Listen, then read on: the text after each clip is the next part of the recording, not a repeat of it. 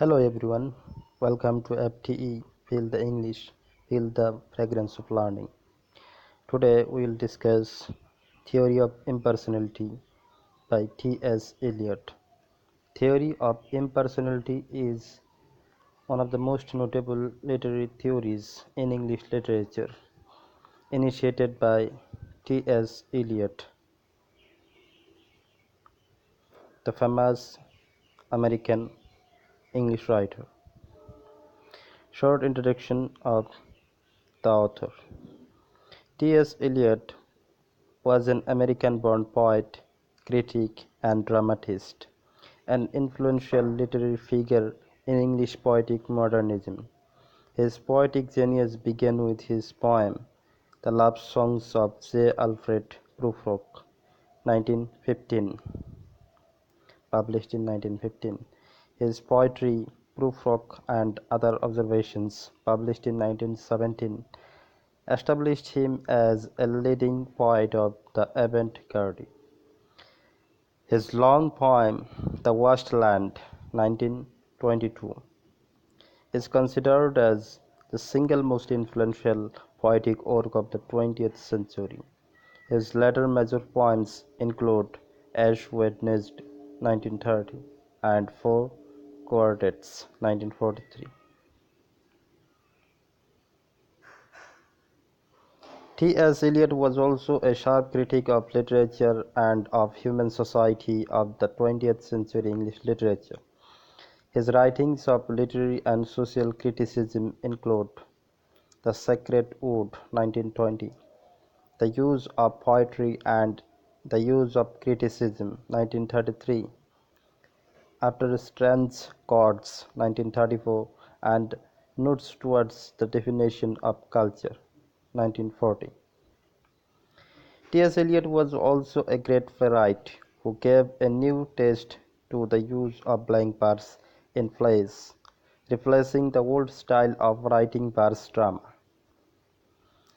He is the master modifier of blank verse as a form of drama in the history of English literature. His verse dramas include Murder in the Cathedral, 1935, first performed in 1935, The Family Reunion, 1939, and The Cocktail Party. Now let's look at what is the theory of impersonality. What is in the theory? What the author T.S. Eliot has expressed in his theory of impersonality. So let's start. T. S. Eliot's theory of impersonality is a literary theory from his critical essay. Tradition and the Individual Talent belongs to the Sacred Wood, published in 1920.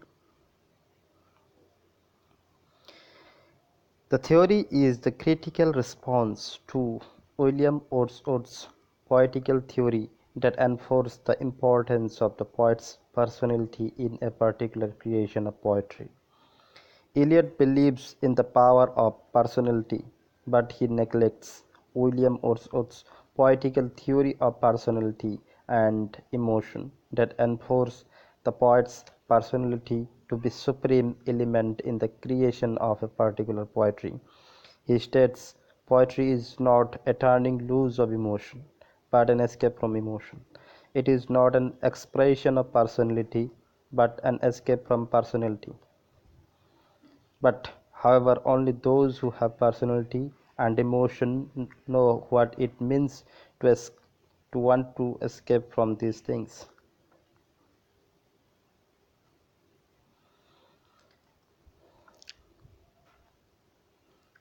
The major element of the theory of impersonality initiated by T. S. Eliot. T. S. Eliot opposes Wordsworth's concept of poetry as he defines poetry as emotions recollected in tranquility and as spontaneous overflow of powerful feelings, where he gives reference to the importance of personality. personal feeling rather than an personality or personal feeling rather than an imaginative creation influenced by the old or dead poets of the past. According to Wordsworth's views, only present emotion and feeling is important for poetry, where Eliot considers poetry as an awareness of the past.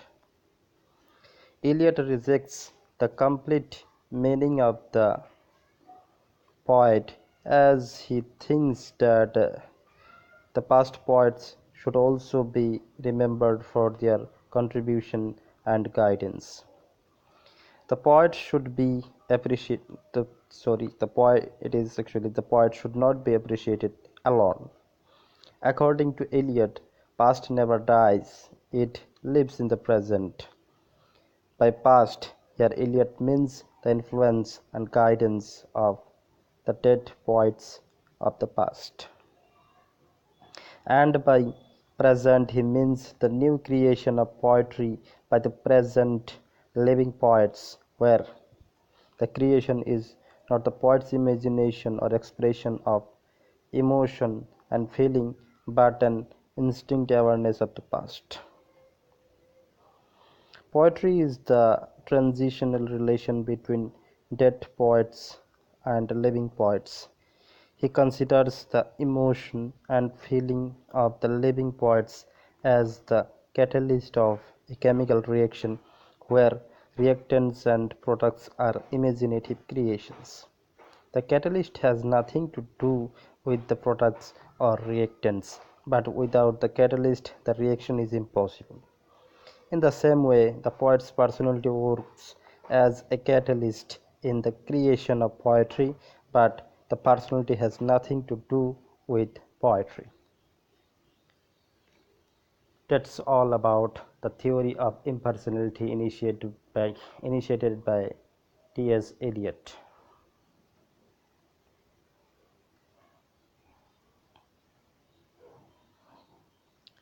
Here, T.S. Eliot reminds the great contribution of the past dead poets, because the past dead poets have showed us the new way to create poetry.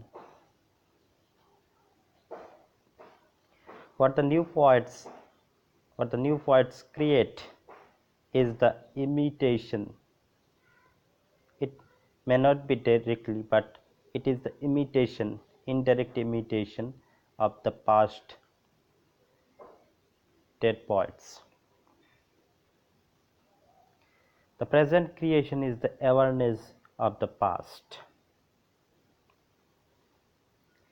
There may be difference between the new works of poetry and the past works of poetry done by the dead poets or the old past poets, but there is a relation between these two works because of the inner action of the situation.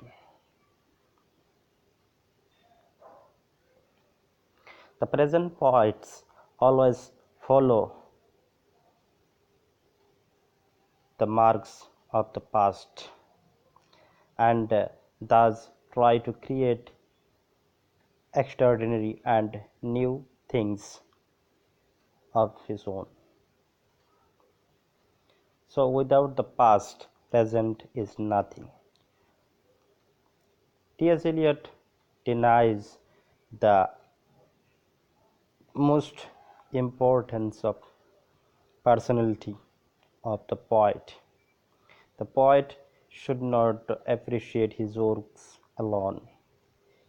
He must or he should also remember the contribution of the dead poets, and in these the relationship among the poets is uh, this way becomes glorious, and the creation of literature becomes beauty and depth.